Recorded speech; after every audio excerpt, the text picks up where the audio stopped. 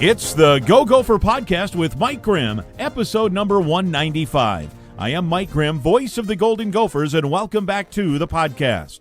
The Golden Gopher football team got an exciting come-from-behind overtime victory over Michigan State last Saturday in Minneapolis. This week, it's a bye week. That gives us a chance to catch up with junior linebacker Maverick Baranowski, who's making his first appearance ever on our podcast, and you're going to enjoy hearing more about him. Our Go Gopher podcast is presented by alumni-owned Sunbelt Business Advisors and True North Mergers and Acquisitions. If you're a business founder planning to exit your business, start by contacting Sunbelt Business Advisors and True North Mergers and Acquisitions. Sunbelt serves more businesses up to $5 million in revenue than anyone, and True North M&A serves companies with revenues up to $150 million.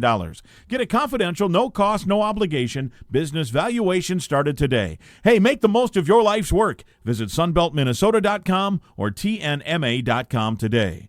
Longtime Gopher sports supporter Cub is a proud sponsor of the Go Gopher podcast. In a hurry, don't worry, Cub delivers. Get fresh meat, produce, everyday essentials, and more delivered to your door. Cub is the official grocer of the Golden Gophers and proud to support Gopher athletics for over 20 years. Shop happy. The Go Gopher podcast is also presented by onX Maps. Find out how to download the onX Fish app for free by listening to the Go Gopher podcast. We're podcasting episode 195 from the Aquarius Home Services studio. Also, our thanks to Affinity Plus for providing the gift card to linebacker Maverick Baranowski this week. Affinity Plus, proud to support Golden Gopher student athletes. We invite you to subscribe to the Go Gopher podcast. It's free to do so. You can go back and listen to previous podcasts as well. Last week, for example, we talked with Gopher basketball newcomer guard Langston Reynolds. We had a blast. You should go back and have a listen if you haven't already. This week, we're talking Golden Gopher football with linebacker Maverick Baranowski. He'll join me next. I'm Clay Geary, walk-on turned scholarship wide receiver for Gopher football. And I'm Ben Utek, U of M alumni, Super Bowl champion, and Tony Dungy Uncommon Award winner. We understand championship culture, which is why we're part of the True North family of companies. True North invests in only elite teams, like the champion team at Sunbelt Business Advisors, Minnesota's largest seller of companies. To learn more about True North and our diverse family of independently owned companies, visit TrueNorthEquityPartners.com. Know what happy is? Veggies. Crunchy, crispy, colorful, seasonal, aromatic, juicy veggies. Produce at its freshest. Cub produce. Best produce, period. Guaranteed to make you happy or will replace it. No questions asked. Because good produce makes veggie lovers happy. Just remember, fresh, happy. Stale, limp, and wilted, not happy. You want to make a veggie lover happy? Shop Cub for produce. And shop happy. It's episode 195, the Go Gopher Podcast. It's our pleasure to welcome to the podcast for the first time Maverick Baranowski, Golden Gopher linebacker, the man in the middle of that Minnesota defense. Great to see you. Yeah, great to see you. Thanks for having me. Yeah, thanks for coming on. Let's start by talking about what a bye week does for you guys at this point of the year, because you figure you're, 9 games in, 10 weeks of football. Is it as good as I might think it is for guys to be able to catch their breath a second, get the muscles refreshed, the bones refreshed? Absolutely. Going into the bye week, it's just great to get that mental rest for a day or two, and then we got 2 goals this bye week, and that's to get healthy and then to audit our process. So just looking at that's rewatching some film, rewatching what you do good, rewatching what you do bad, and then just learning from it, and then as you go into the later part of the week, you start working on the next team, and then it's just time to respond from whatever you had the week before. Yeah. We're talking on Thursday of bye week, so Oregon, the next opponent, will be a week from tomorrow as we talk. They have a tough game in Iowa this weekend, so I'm sure you guys will find some interest in watching that game on Saturday afternoon as well, which we'll talk about in a moment. But from the bye week perspective as well, just from a is there a moment this week, and I know you love football, right? It's maybe your favorite thing in the world, but is there a moment at some point you're just like, I got to just shut down football for 5 minutes, 10 minutes, 2 days, whatever it is, and just do something else just to help the whole recoil process, so to speak? Yeah, that was kind of Monday for me. I got in. I still do the recovery stuff, make sure I'm on my body and make sure I'm on top of that. And the rest of Monday, we got a group of guys together, went out and got some food, got some dinner before Tuesday meetings, and then going into the weekend, we got a day off, so we're gonna head out to a cabin, see if we can get a deer, get a deer on our off time, and then it's right back to it Sunday morning. Yeah. So you're going deer hunting on the opener this week. Oh, yeah. The opener, I'm sure the Gopher sports marketing people are thrilled that the bye week came on the opener because a lot of times there's a home game on the opener, and there's 200,000 Minnesotans who go try to hunt a deer. Many of those are Gopher fans. For us, it's good on the radio because they're in their deer stand with our listeners go up. But for selling tickets and stuff, I'm sure they're happy that that's not it. So, are you a hunter? Growing up in Florida, did you do hunting and fishing and outdoor stuff? Yeah, I'm a big outdoorsman. Not as big a hunter as I am a fisher. Love to fish pretty much every day I'm off when I'm back home, and especially up here this summer we went fishing at least 3 times a week. Yeah. But hunting, we're going out to Derek LeCaptain's cabin. We got a couple of us. We're gonna drive a couple hours into Wisconsin and hang out with the guys. So you have to go through the whole thing where you apply for a license in Wisconsin, and Wisconsin is a big deer state as well. Yeah, I don't know if I'm going to be the one shooting. I think Derek is, but you're along for the ride. Yeah, I'm along for the ride. Sit in the woods, clear the mind a little bit. That would be a little therapeutic, I would think, right? Just Absolutely, kind of hanging with buddies. And that your group of linebackers that's been around. We had Derek on earlier in the year. I'm trying to remember exactly when that was, but he was commenting about how he knows his role. Of course, he'd love to play every down or whatever, but that part of what he's most proud of is that he's kind of taken some of you guys under his wing. And he specifically said to you, he's like, when Maverick was making plays, and I forget what game it was, he's like, I just feel like a coach, a dad, a brother, whatever. And what has he meant to you, and as well as some others? Obviously, your linebacker coach too, right? He's pretty recently a player in Mariano. So, how much has that mentorship meant to you? Yeah, that mentorship means everything to me. And Derek's one of my best friends. He's like a brother to me now, and obviously he has a role that it's like he wants to be out there on the field, like he mentioned, and he does a great job embracing us young guys. And Derek helps me so much, like in terms of preparation for the game. I come to the sideline, and half the time I sit with him on the bench with the iPad, and I go through it because he knows the ins and outs of the game.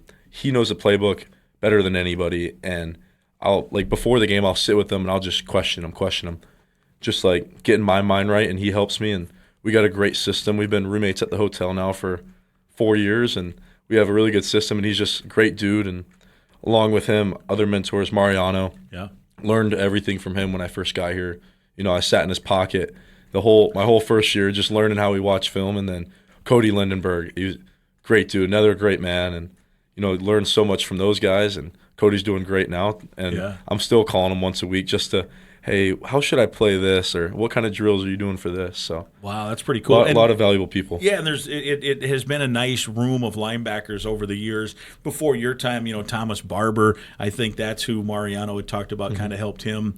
So it's kind of a hand-me-down situation. You mentioned the film watching. Mariano said he had, even in youth football, would watch film. Were you that way, or did Mariano really give you the upper hand on what you should be watching for? Yeah, youth football, not as much. High school, I watched a good amount. I was fortunate to have a really good defense coordinator he was from the college level, so he kind of was like emphasized that with us. And then college is completely different. You have to watch film. You have to know what to expect because the game's just so fast. So when I got here, that was a big adjustment for me, watching just more and more and learning, like, as you get older, you can watch more film. Because I felt like as a younger player, I was more focused on, all right, I got to get out there and I got to do my job. And now it's, all right, I feel good about my job, still working on that, but I can kind of anticipate what the other team's going to do better. So the older I've gotten, the more I've been able to do that, and it pays off. Yeah, for sure. You've had the experience now this year both ways, coming off of a bye or coming off of a loss into a bye after Cal, coming off of a win against Michigan State into the bye. I have to feel that this week feels a lot better. You don't have to sit in that loss. That said, maybe there's benefit in being snarled up after a loss too. So how is this week, do you think, gone coming off of that win from a bye week, maybe compared to the first week?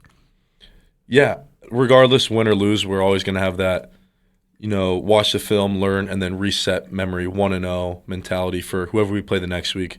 Cal week was a rough game. That was our first loss, and when you lose a game like that, and we felt like we were the better team, you really are just ready to go out there the next time and prove like you are who you say you are, and just get that next opportunity to go out there and play ball.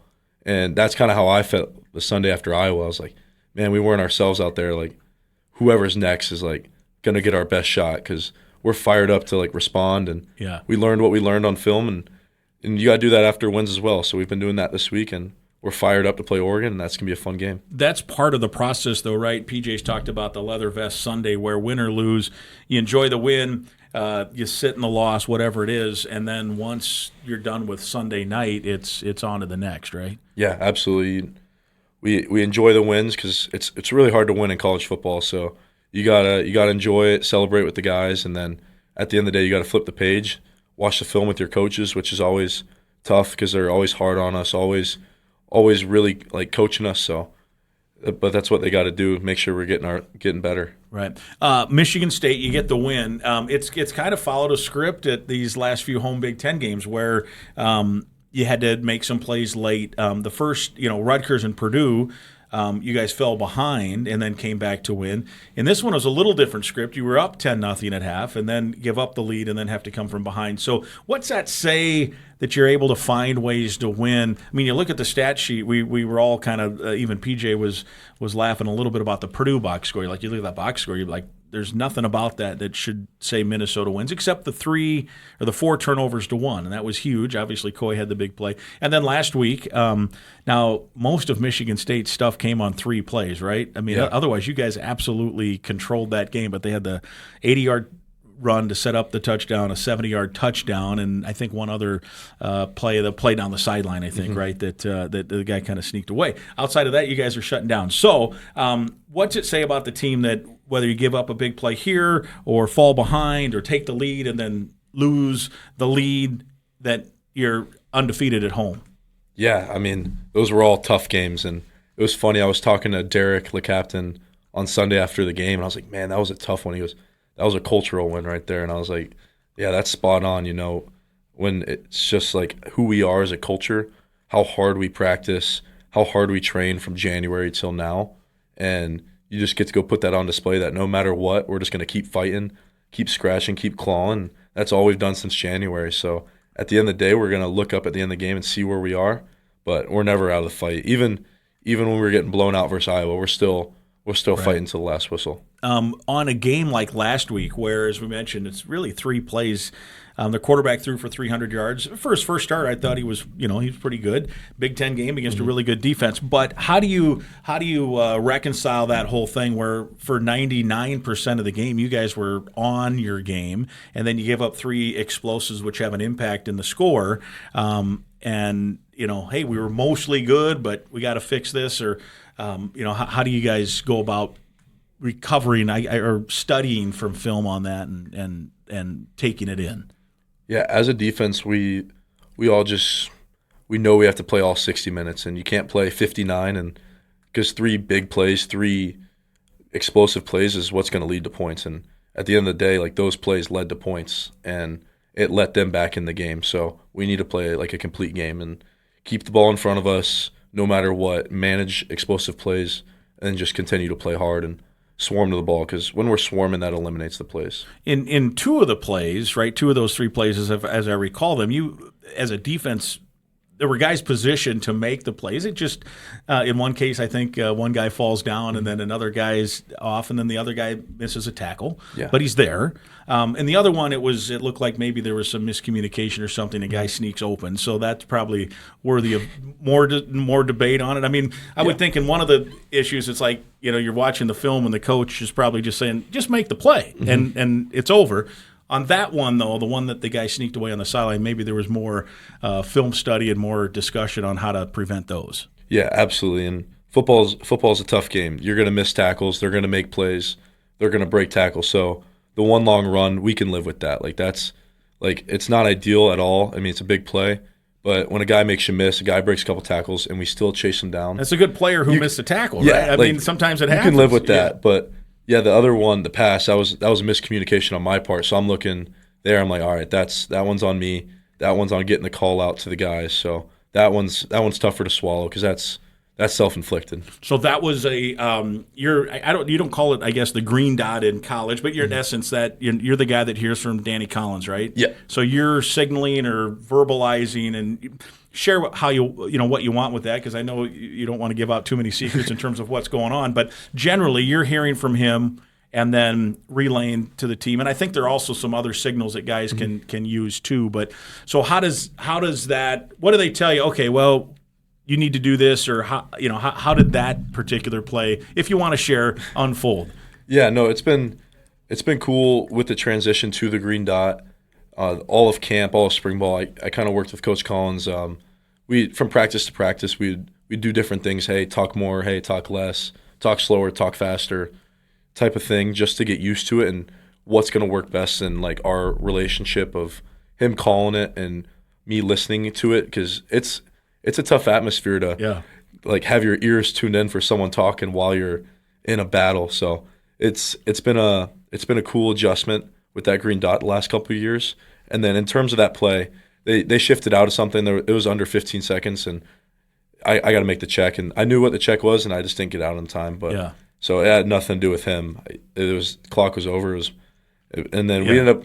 It was just a tough play. Yeah. So, and it happens, right? Sometimes absolutely. It happens. I mean, they're good players too. Yeah, Big Ten they have football good team. calls. Yeah, yep. Yeah, they're. That's the beauty of football. They're designing a play to force a team into doing what happened for you guys, right? And on the flip side, Drake Lindsay is hoping that he can show something that confuses that team or puts them in a spot that puts them a little out of. And luckily, there was enough of those that.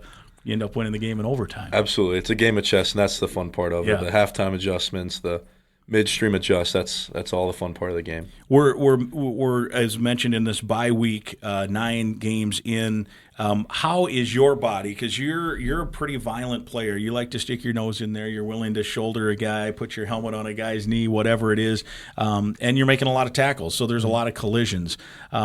And how just from that standpoint, how big was the bye week too here? Just to bumps and bruises and icing and hot tubs and cold tubs, and how do you try to get your body recovered in a week like this? Yeah, it's very valuable to get that body back, because at the end of the day, this late in the season, everyone's banged up. Everyone's got a sprained ankle. Everyone's shoulder's hurting. So it's just good, because the game's really tough, and when you're playing through injury, it makes it harder. But when you get a bye week and you get a couple days to recover, a couple more days to focus on your body, and the coaches put us in a great schedule to do that, it means everything. So tubbing, stretching, working with our rehab people up there, and they do a great job of getting us back in shape, getting our body in shape, and they did a really good job this week. And as we go through this weekend, just staying on it and just putting everything in your body that needs to be in your body. Typical game day, how do you feel on Sunday usually? Oh, I'm pretty banged up on Sunday. I would think, right? I mean, because you are in the middle of everything. Mm-hmm. So then what's your typical Sunday look like? Yep. So Sunday, I'll come in. I'll meet with the trainers. I'll work with Joe Wisniewski. Come in, be like, hey, this is bothering me. He'll write me a card, and then I'll do whatever recovery stuff I need to get done. Usually, I love doing the sauna and the cold tub right after the game, just to shock the body, and then get it ready to go for Tuesday practice. Monday, we're off, so I work with the trainers all day Monday, just getting ready for Tuesday practice. Yeah. You also, we have joked isn't the right word, but we've said somewhat tongue-in-cheek that you're a maniac, right? I mean, there's been almost weekly some play where you've thrown your shoulder in or your helmet, and you're down.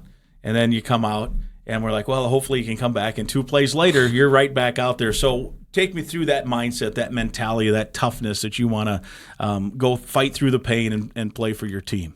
Yeah, it's a violent game, and at the end of the day, it's just what the standard is in our room, to never turn down violence, never not run to the ball, never not get an extra shot on a guy who's going down. You always got to put those extra hits on people, because they add up for them as well. And the key to it this year is we have very really good depth at the linebacker position. So there's no problem if I go out for 2 plays and Matthew Kingsbury runs in there, and he's going to uphold the standard, and we all trust him. Joey Gerlach, all those guys, they're going to come in there. They're going to contribute. They're going to do their job. I get 2 plays, catch my break, get the pain down a little bit, and then right back out there. Yeah. So we haven't had that in the past. So it's been a really good linebacker room this year. Yeah, and Kingsbury looks to be kind of evolving. Like, he's going to be a stud, it looks like. I mean, you could argue he already is a stud, but you know what I'm saying in terms of his evolution.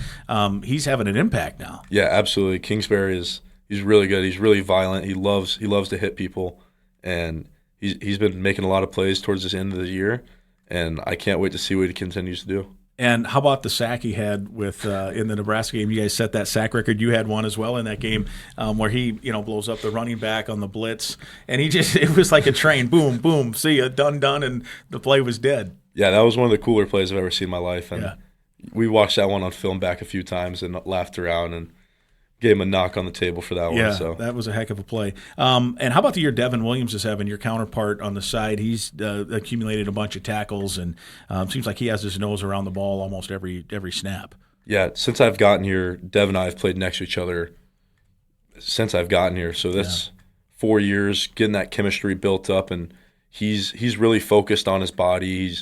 The mental game is there this year. He is so locked in watching film. And it's great to see because he's playing really well, and he's playing really well, and it's fun to play next to him with that chemistry. We feed off each other, we communicate well, so it's been a blessing to play next to Devin Williams my whole career. Hard to believe we're down to 3 games, only one home game left this year. We got a Friday game next week. Again, as we're talking, it's Thursday. Mav and the gang just finished practice, and he was kind enough here to join us in our podcast studio on campus.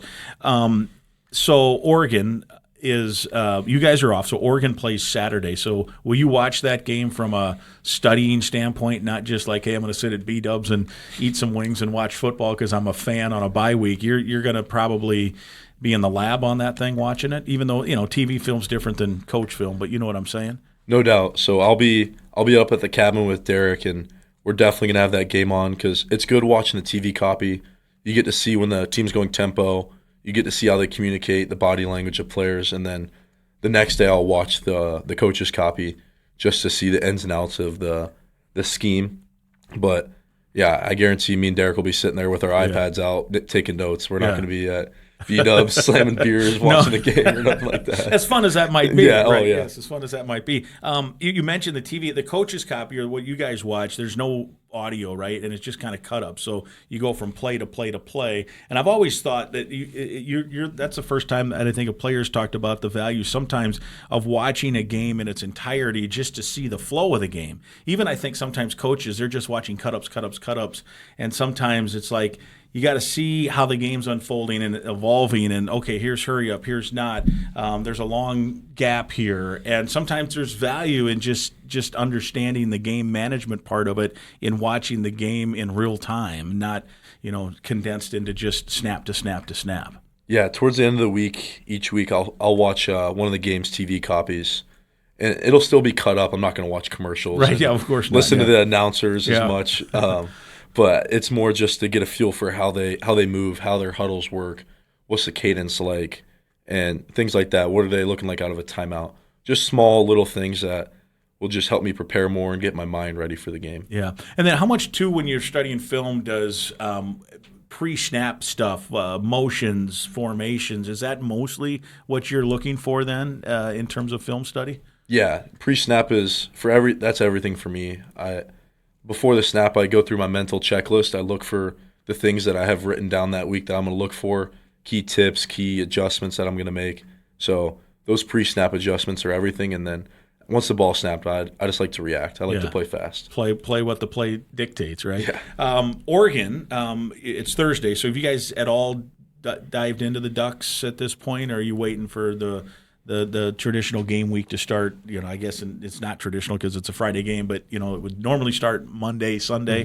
Mm-hmm. Are you guys though diving in a little bit at this point? Yeah, coaches have been game planning them all week, and as players, we've been going in on our own, watching the film, and tomorrow we shift the page to them in terms of practice. Yeah. But guys have already watched multiple games, and we're fired up, and we're learning. When you give us that extra time, coming out of a bye week, we're going to use it to our advantage. What do you see from them, at least your preliminary look? Obviously, they're always seem to be fast. Yeah. I mean, I think that's the first thing anyone would say. But what do you see from them offensively that you guys are going to need to keep an eye on? Yeah, they're dynamic. They run a lot of different schemes, very creative as an offense.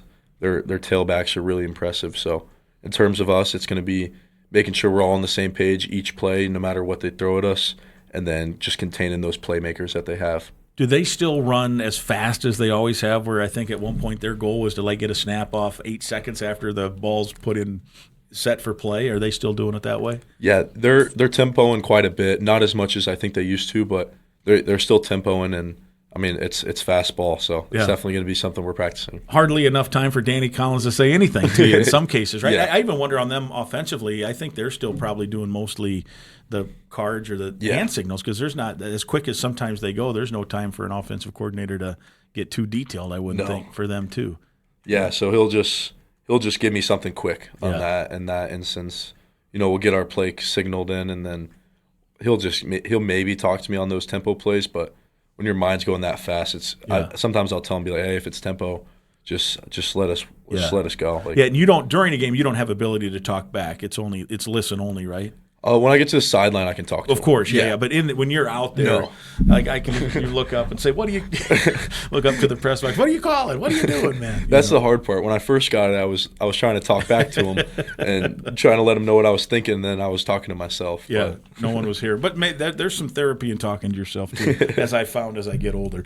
Let me talk real quickly here about fishing. As Maverick said, he's a big fisherman. OnX Fish is a sponsor. Warm weather winding down. That means there's still just a little time to get out on the boat. Let the OnX Fish app help you find the next best bite. The Fish app offers the most comprehensive fishing tool for increasing your success. You can use the Fish app to find new places to fish and sort by lakes, species, abundance, trophy, and keeper potential. OnX Fish also shows you hot spots, lake-by-lake regulations, private and public land ownership info, and more, that is. Download OnX Fish on the App Store or go online to onxmaps.com/fish to get more info about the app that's changing the game on water. And you can get a 7-day free trial for that as well. Pretty soon we'll be talking ice fishing. You ice fish ever? I've done it once or twice. Yeah, but I love fishing. Yeah. Love fishing. So you're from Ponce Inlet? Did I say that right? Right outside of Daytona. I think the first time you went into a game, I said Ponce Inlet, and everyone looked at me. I'm like, sorry, I didn't know how to pronounce Maverick's hometown, but near Daytona. Yep, right, just south. So fishing there is what, out on the ocean? Yeah, we're right on the inlet. So we got backwater, shallow water, and then offshore, just right out the inlet. We can get right out there and catch some big game fish. So backwater stuff, is that more like panfish, bass, what have you, and then bigger fish out in the ocean? Yeah, so I'm big into backwater, creek, river fishing, and it's all saltwater, brackish, so it's all snook, tarpon, redfish. Yeah. And just big game species. Are you catch and release, or are you going to eat those suckers when you catch them? Yeah, it depends on the species and season. Like if I catch a snook in season, 100% keeping it. Yep. And then if I tarpon, you can't keep, so definitely letting those go. But I do it for the sport. I do it to hang out with my dad. We go out there, catch the baits together, and then go catch some fish. So it's a good time. Good bonding father-son time there. Yeah, right? Absolutely. I can't bring my brother and dad though. That's the thing. When it's the three of us out there, it's personalities clashing. Personalities clash. I'll go out with one of them, but if it's the three of them, I'll just let them There go. is a third wheel aspect sometimes. It doesn't always work. Do you fish up here much? Yeah, so Brady Denneberg, our kicker, he's from 30 minutes south of me in Florida and drove a bass boat all the way up. So we have the same personality. We love to fish. So all summer we've been going out to White Bear Lake or Christmas Lake or Minnetonka. We bring different guys on the team with us every time. Wow. And we love catching bass. Yeah. Just getting out on the water and hanging out. I know. Have you been involved in any of those Otter Tail County trips? No, I'm waiting for that invite. You got to get an invite. Get out there. Yeah. They've been bringing some dudes out there because that part of they're part of they're helping with NIL and some other stuff, just trying to create awareness for everyone to go fish in Otter Tail County. So we'll have to put the good How word far in is for that? You. It's a couple hours. Okay. Yeah, it's out near Fergus Falls. I mean, that's generally the area. And it's interesting because it's just a beautiful area, and I think when people think of lakes in Minnesota, they think straight north, and you're going to Mille Lacs or Lake of the Woods or Leech Lake and all these big lakes. But there is some. I mean, it's beautiful out there. Tons of lakes. It's farmland too, so I think some people are like, well, it's just a bunch of farm fields out there. So yeah, you're gonna have to get Brady to hook that boat up and head over there in the summertime. Yeah, no, we'll definitely be there, and we love getting out on the water, and I love seeing different parts of Minnesota.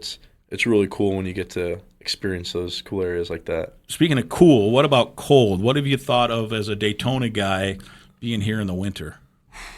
My first winter was rough. I came early. I was with little notice. You enrolled in January, yeah. Yeah, I enrolled in January back in 22, and that winter was rough. I didn't prepare well. I only had like 2 weeks notice that I was coming here, and I just didn't have any winter jackets, but the equipment crew got me right. Yeah. And then I didn't have a car, so now I got a car, which has been huge in the winter. I had to learn how to drive on snow. Joey Gerlach had to teach me how to do that. You go out and do some driving. Yeah, we got in the parking lot. He showed me how to drive in the snow, how to pump the brakes a little bit. But I'm used to it now. Yeah. We're so busy that you don't really even bat an eye to it anymore. But the only thing I can't do is fish in this, or I can. But if you got to find some ice. I can't take the shirt off. You can't be. Although, if you get a good ice house with a heater and stuff in there, you could fish shirtless in the middle of winter. Jackson Howard was telling me. Have you been in an ice house? I've been in an ice house, but we were catching crappie out in Minnetonka. But Jackson Howard was telling me this week I'm coming with him this winter. He's got his. I think his dad has. He was on the podcast a couple weeks ago talking about it, and they do go do some ice fishing because a lot of times you get some of these. I mean, some of these lakes, Lake Mille Lacs, they literally go out and plow roads on the lake. Like they take snowplows out, and it's like a town. It's like streets. Like the only thing they don't have is like street signs, and then you stake your claim wherever your house, your fish house is, or your ice house, and then in there, some of these ice houses will have stoves, fridges. They run on a little portable generator. People are just sitting there in their street clothes. There's no need to dress up. And I have not been out for a while, but we went out at night one time, and it's almost when it's really quiet, the ice will kind of moan and creak. It's like I don't like that. Like, ooh, man, this is a little scary. And then you sit there.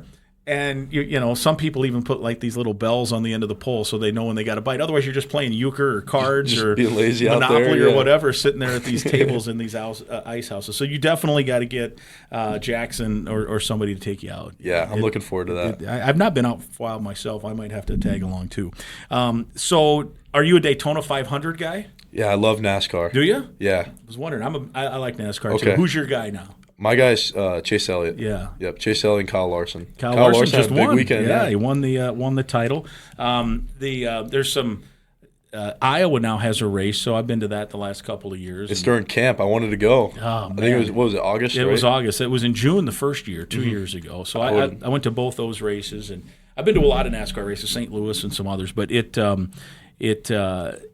you're probably a little too young, but like what I would call the heyday when Earnhardt and Terry Labonte and Darrell Waltrip and all these guys, Cale Yarborough banging. It's 1979, of course, the famous Daytona 500 with the fight, all that stuff. It's still pretty good though. So do you try to find some time to watch, or do you are you now just kind of thumbing through your social media to find the highlights? Because you're a busy guy, right? Yep, absolutely. And they're going in the spring, so I can watch quite a bit this year. I actually made it to the Talladega race. Oh, wow. In April. We finished spring ball up, and my family lives down, family in Alabama, and they go to every race down there. So met my brother out there. Yeah. Stayed in Talladega a couple nights.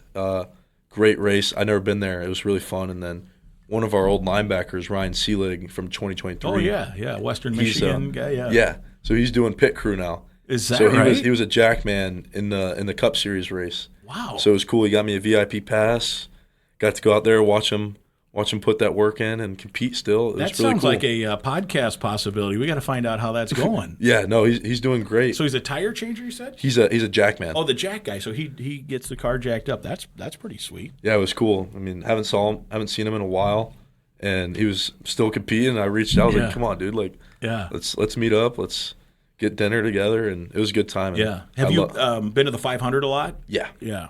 Season tickets? Yeah, season tickets. My aunt and uncle, they love NASCAR. They bring a camper everywhere. So I'd stay with them in the camper versus my house just to go hang out with them. Just to stay around the track. Yeah, get around the track, the festivities. So Chase Elliott and Kyle Larson are your guys. That's good to know. I'm kind of that way too. Those two guys I like. So when you're in Daytona, are you on the beach a lot, surf? What other things do you do around water besides fish? Yeah, I grew up competitively surfing. Really? Probably middle school. I got a little too big. And it's a little harder when you're putting weight on to to stay nimble. Yeah, so I love surfing. That's surfing and fishing are my two main hobbies, and I've tried the wake surf. It's fun. It's just not the same. Surfing's just different out there, and everything's so different.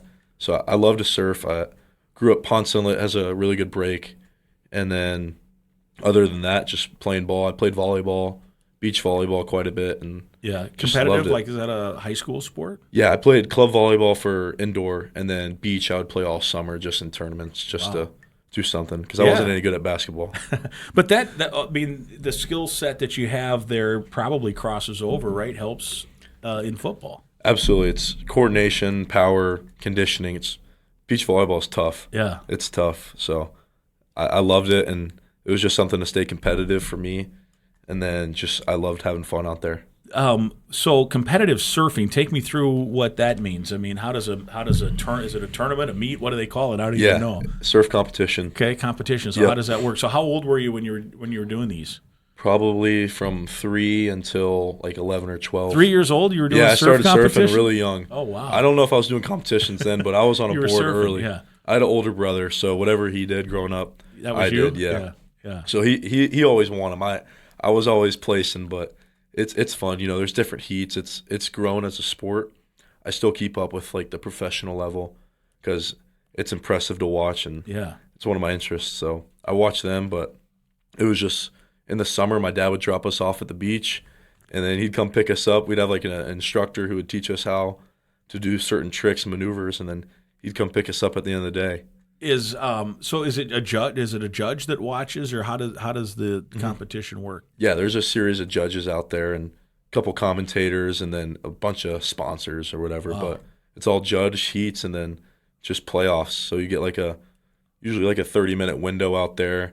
They close a certain section of the beach off for just the group of surfers who are going, age group dependent. Yeah. And you said your brother was pretty good. He was winning some of those? Yeah, he's got all the trophies still, and just flash them to me when I make him mad. How much older is he than you? 3 years. 3 years. So that was good mentorship too, I suppose. Yeah, absolutely. Probably learned a few lessons along the way. Yeah, learned how to compete, learned how to fight. That's for sure. Was he football too? Yeah, he was football. He didn't play in college, but he was football, basketball. Yeah.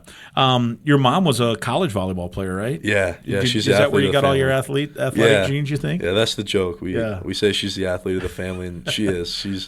She's had to put up with us boys our whole life. Yeah. So she passed on the athletic genes. Was your dad an athlete? Played? Yeah. He played a little bit of pro beach volleyball as well. He worked with the tour. That's how they ended up meeting. And then he played soccer in college down at Flagler. Yeah, very good. And your grandpa played at Purdue? Yeah, absolutely. I never really talked to him much about his whole football experience, but he loved like everything. His golf clubs were all Purdue, and I know he played O-line there. But. Yeah, cool. Well, hopefully, do you golf? Yeah, a little bit. You don't have Purdue golf clubs, I hope. I still have one of the head covers. I just keep it on my bag just to remember my grandpa. Well, that's a good memory for sure, yeah. But everyone always asks me, like, no, I still hate Purdue, but it's just my grandpa's cover. Yeah, exactly. That's pretty good, though. I like that.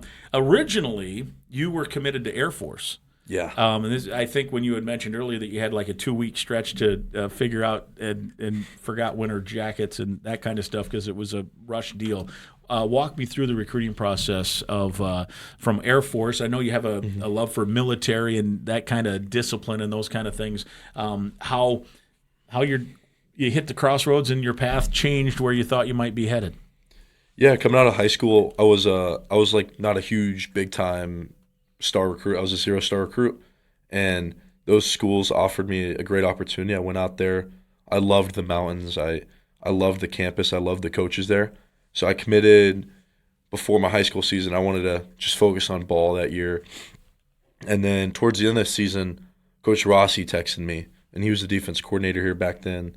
And I was like, that's a big-time school. Like, I never really even heard of Minnesota.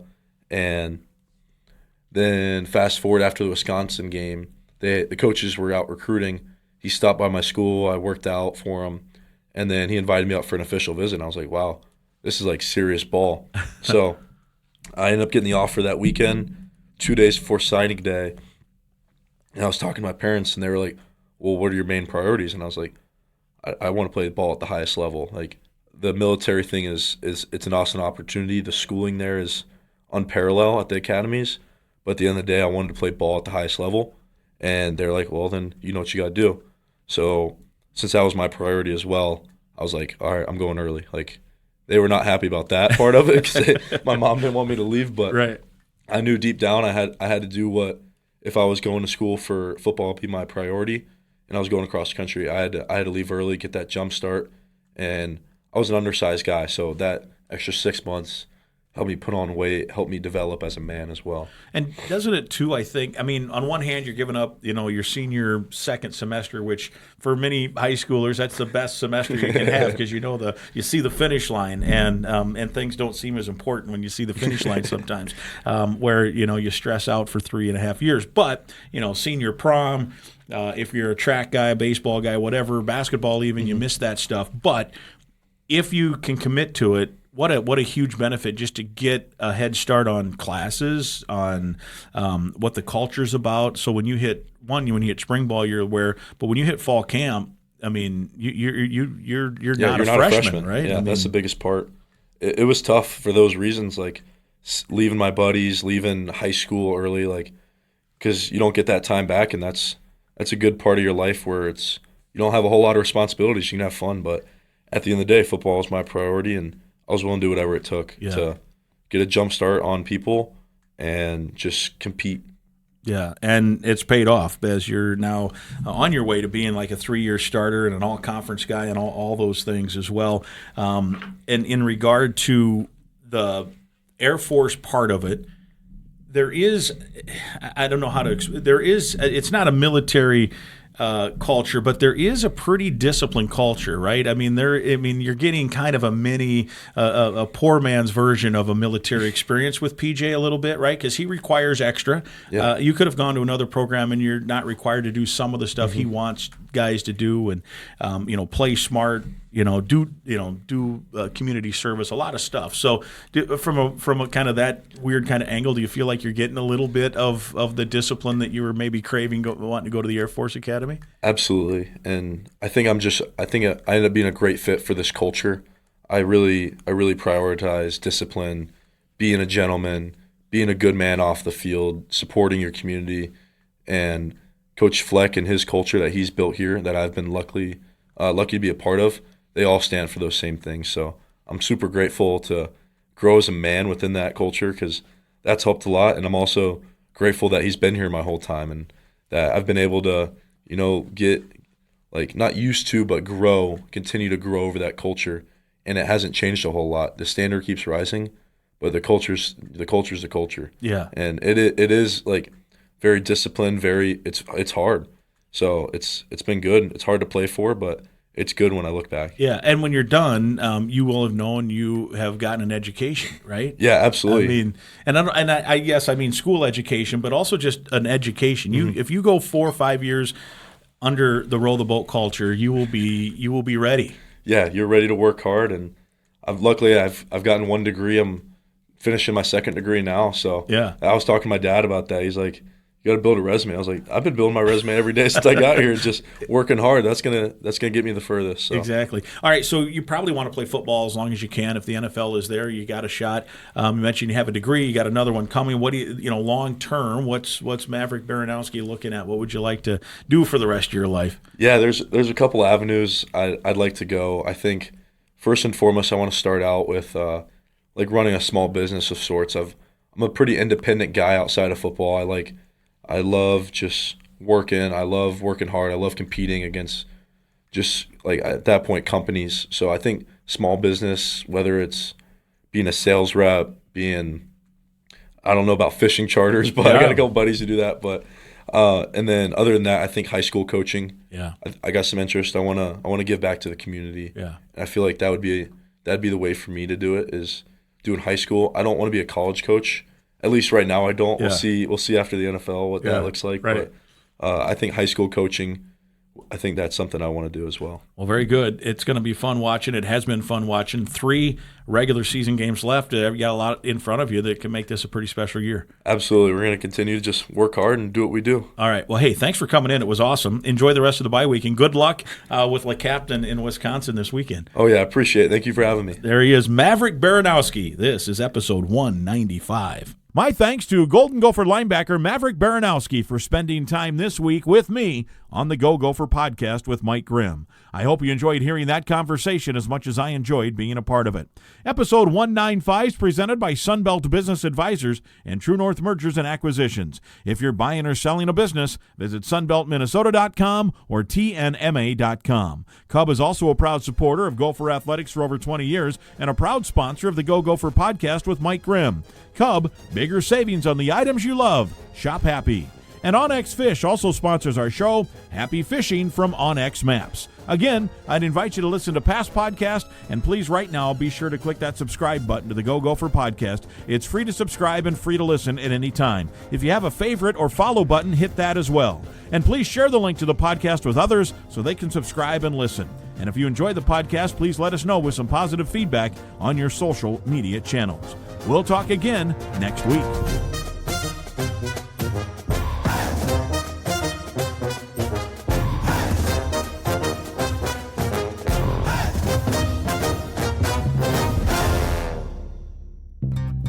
Know what the happiest bird is? Chicken. Cub fried chicken. Wait, let me rephrase that. Know what bird makes people happiest? Cub fried chicken. Crispy, crunchy, juicy, perfectly seasoned.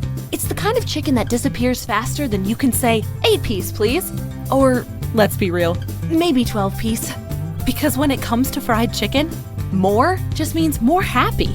So if you're shopping chicken, shop Cub fried chicken and shop happy.